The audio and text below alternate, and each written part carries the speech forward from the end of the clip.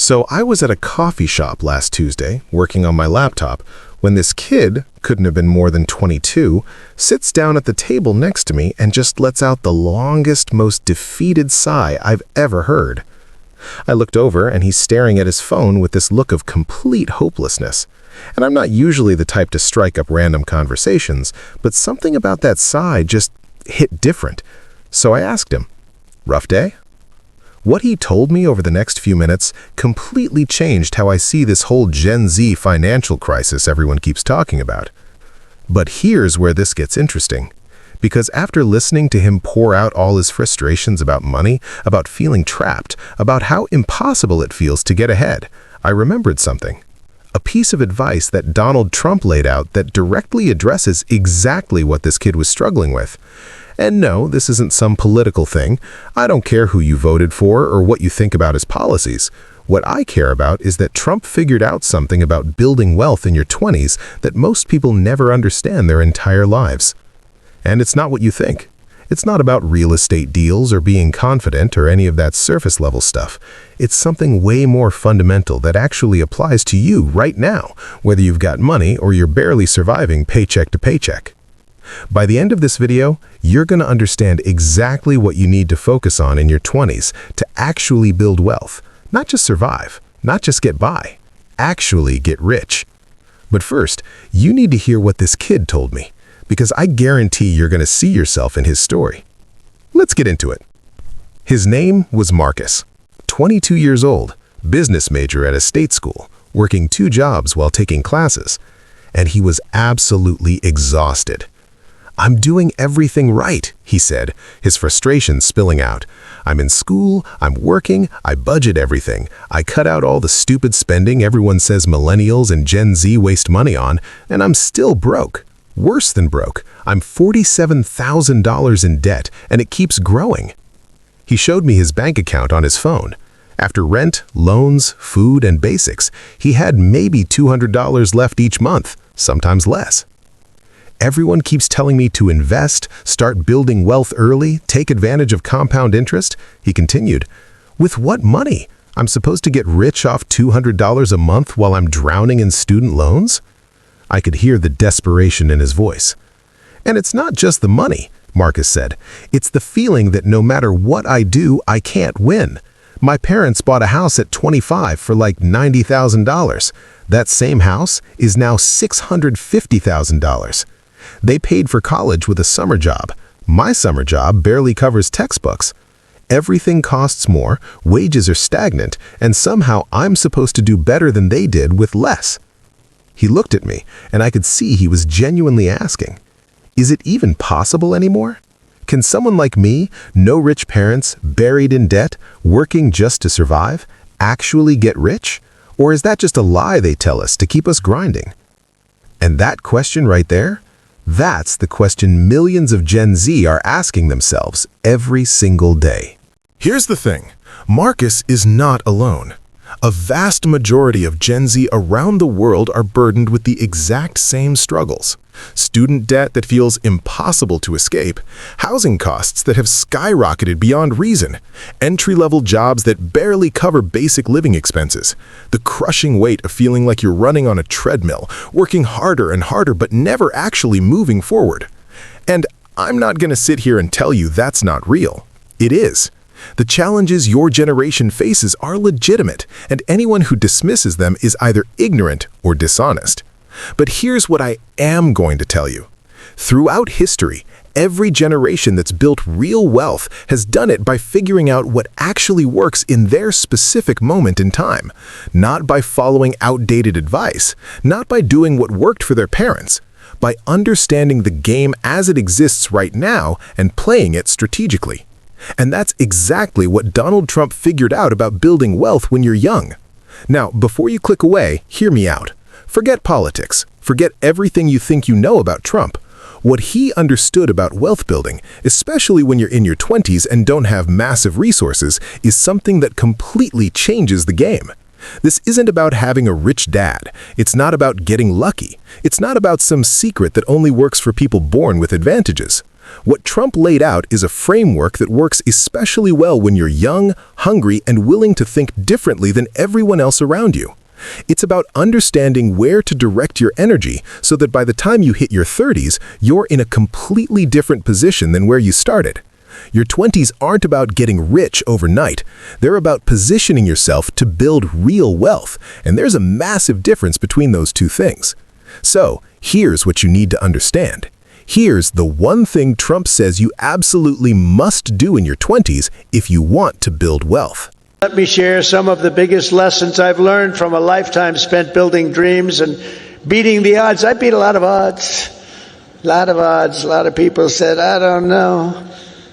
But it worked out okay. Where are we? Oh, gee, I'm president. How did that happen?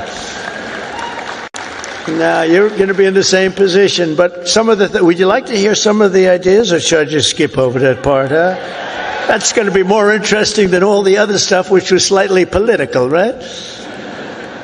I'm going to give it to you, though, just as I see it and as I've learned it, the hard way and the easy way. First, if you're here today and think that you're too young to do something great, let me tell you that you are wrong. You're not too young. You can have great success at a very young age. You're all very young.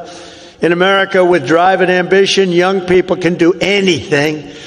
I was 28 when I took my first big gamble to develop a hotel in Midtown Manhattan, the Grand Hyatt, and it worked out incredibly well. But I was very young at the time. I was like a very young person in sort of an old person business.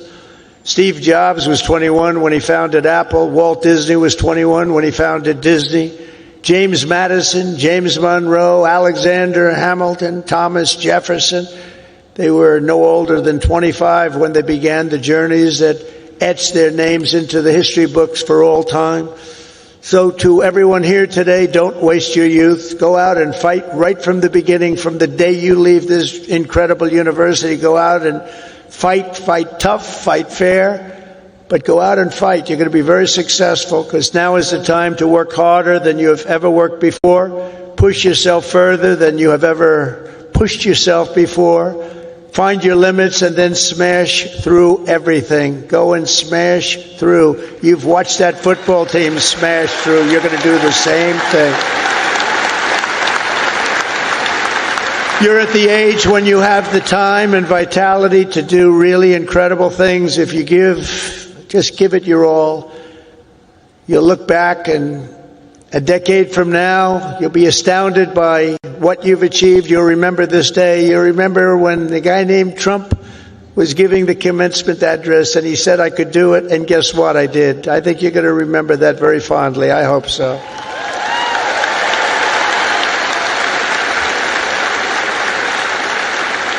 Second of all, and very importantly, you have to love what you do. Okay? You have to. I rarely see somebody that's successful that doesn't love what he or she does. That's way you really like. Work isn't work. It's fun. I find it fun. I work all the time, and I find it fun. If I didn't find it fun, I wouldn't be successful, whether it was real estate or in showbiz. I had a lot of different careers, but I loved real estate so much, and I was very successful at real estate because I loved it. I learned a lot from my father because I watched him work. He worked he was a workaholic. He loved to work. He's a good man. He was a tough guy, tough as hell, actually. Now that I think back, I don't know if you could even get away with that nowadays. He was tough, but he was a good man, I'll tell you. And he worked 7 days a week. He worked Saturdays, Sundays, it didn't matter. And I learned by watching him, he loved his life. He loved what he was doing. He had a great long-term marriage, a long, many years. He beat me on that one.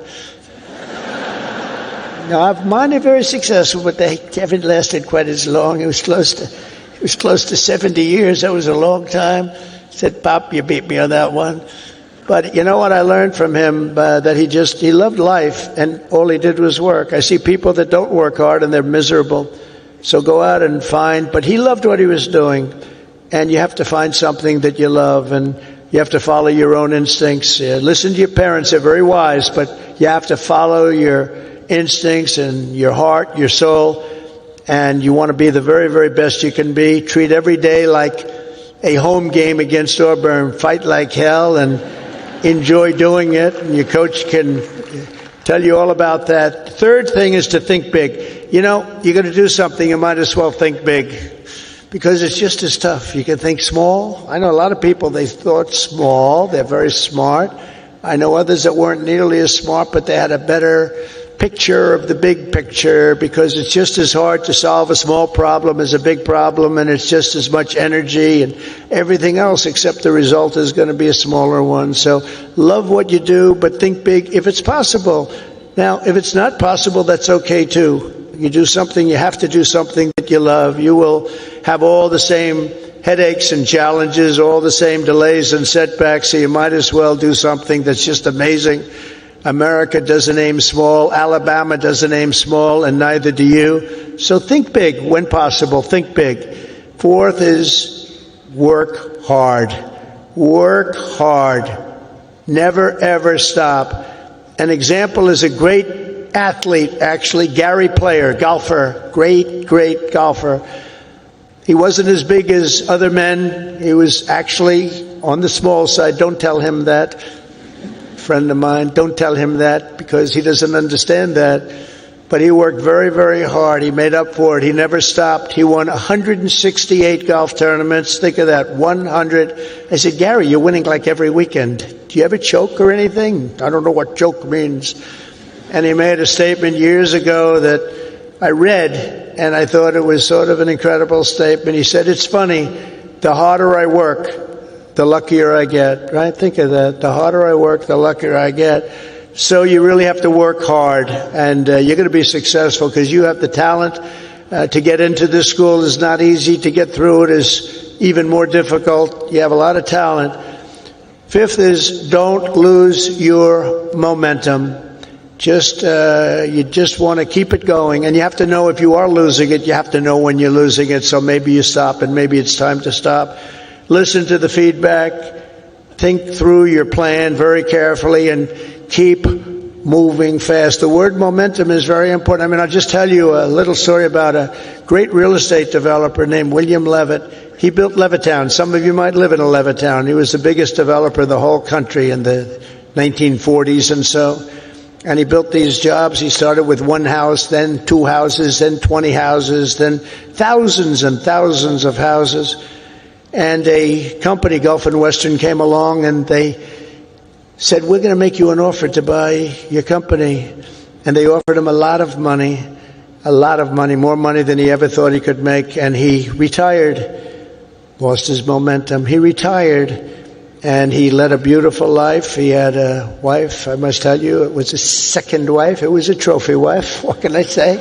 I don't like telling you everything, but we're all friends, right? Can we talk?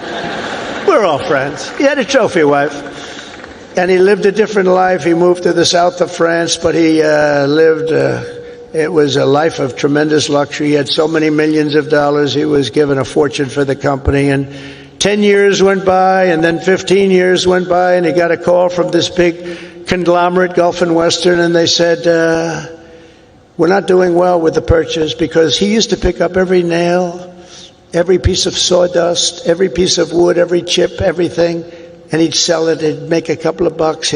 Everything was perfect. They can't do that. You know, these big companies, they don't do that. You see it a lot when an entrepreneur sells to a big company and then he ends up buying the company back for peanuts later on. Happens a lot. But he was the best at what he did. But 15 years went by, and he was so excited, and they sold him back his company. And he started, and he was going to tear apart the world because he got bored with a life of luxury. And he started building and building and building. And the markets turned on him. And he went bad. He lost everything, and he went bankrupt. Absolutely bankrupt. And it was a sad story to read. It was such an amazing story because he was so rich. But he paid them, and he bought it for the right price, bought it low, but he went wild. But he lost his momentum. He wasn't good at it anymore. And he was at a party on Fifth Avenue, I'll never forget. And it was a party of a very, very powerful man who was having the party in a magnificent apartment overlooking the park. And I walked in, and there were 50 or so people. I recognized most of them, all the biggest business people in the world, actually. Very glamorous. I was doing well. I was young, and I was doing well. And I was invited to parties like that. And I looked in the corner, and there was Mr. William Levitt sitting all by himself on a chair, looking very glum. Nobody was talking to him, because you'll find that when you're not successful, you lose a lot of friends. It's not a good situation. But there was nobody talking to him, but I wanted to talk to him because I was in the real estate business and he was, and most of these people were in different businesses. And I went over and talked to him and I said, "How are you, Mr. Levitt?" He goes, "Donald," he knew who I was, "Not well, I'm not well." I said, "So, can you come back?" He said, "No, son, I lost my momentum. I shouldn't have done it. I lost my momentum."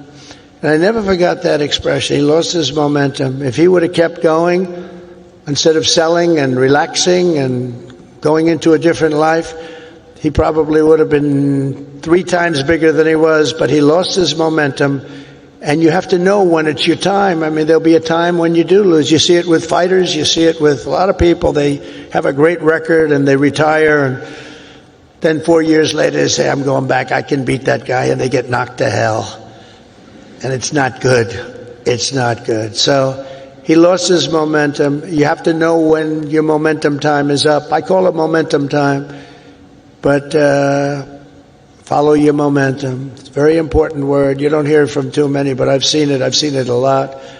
Number 6, if you want to change the world, you have to have the courage to be an outsider. In other words, you have to take certain risks and do things a little bit differently. Otherwise, if that weren't the case, everybody would be successful. Doesn't work that way.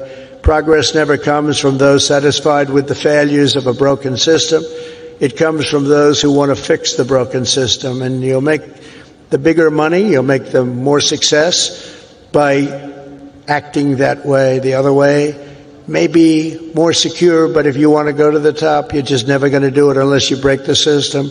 Change is never easy, and the closer you get to success, the more ferociously those with a vested interest in the past will resist you. They want to resist. So I just say, trust me on that, because I know you really do. You have to break the system a little bit and follow your own instincts.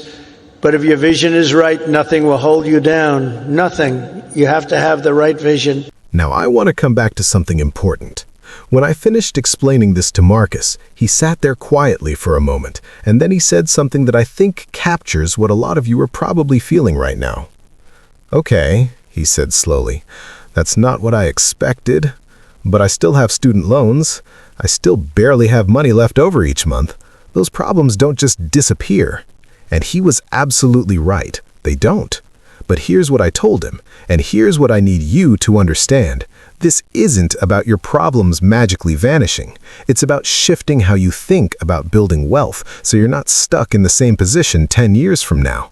Most people in Marcus's situation, and maybe you're in a similar spot right now, they're so focused on just surviving day to day that they never step back and think strategically. They work hard, they save what little they can, they follow conventional advice, and 20 years later they're still grinding, just older and more tired. What Trump figured out isn't a get-rich-quick scheme. It's a framework for understanding how wealth actually gets built and then positioning yourself accordingly, even if you're starting from behind, even if you have debt, even if you only have $200 left over each month. Because here's the brutal truth. Your 20s are happening right now, whether you use them strategically or waste them being paralyzed by frustration and comparison. Time is passing either way. The people who actually build wealth aren't the ones with the most advantages. They're the ones who understand the principles and then execute on them, even when circumstances aren't perfect.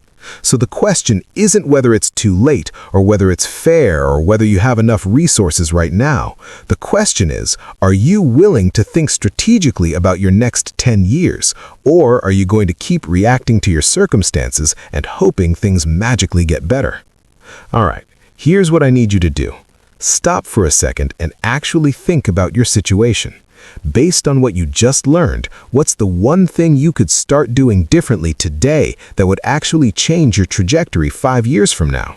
Not what you wish you could do if you had unlimited money and time. What can you actually do right now with the resources you currently have? Leave a comment and tell me, What's your biggest barrier right now? What's stopping you from thinking strategically about building wealth instead of just surviving? I read every single comment, and I'm genuinely curious what you're dealing with. And if this video shifted your perspective at all, if it made you think differently about what's actually possible for you in your 20s, hit that like button and share this with someone who needs to hear it. We all know a Marcus, someone who's grinding, who's frustrated, who's starting to believe it's impossible. They need to see this. Also, if you're serious about building wealth and you want more content like this that actually breaks down real strategies instead of just telling you to work harder or stay positive, hit that subscribe button and turn on notifications. I'm dropping videos every week that give you actual frameworks, not fluffy motivation. Real strategies you can use whether you're broke right now or already making decent money. Because here's the thing, the game is rigged in a lot of ways, but that doesn't mean you can't win. It just means you need to play smarter, not harder. Stop comparing yourself to highlight reels on social media. Stop waiting for perfect circumstances that are never coming. Stop letting frustration turn into paralysis. Your 20s are the most valuable decade you have for building wealth, not because you're going to get rich in your 20s, but because what you do right now sets up everything that comes after. So stop thinking like a victim and start thinking like a strategist. Don't miss the next one. Subscribe and turn on notifications right now. See you in the next one.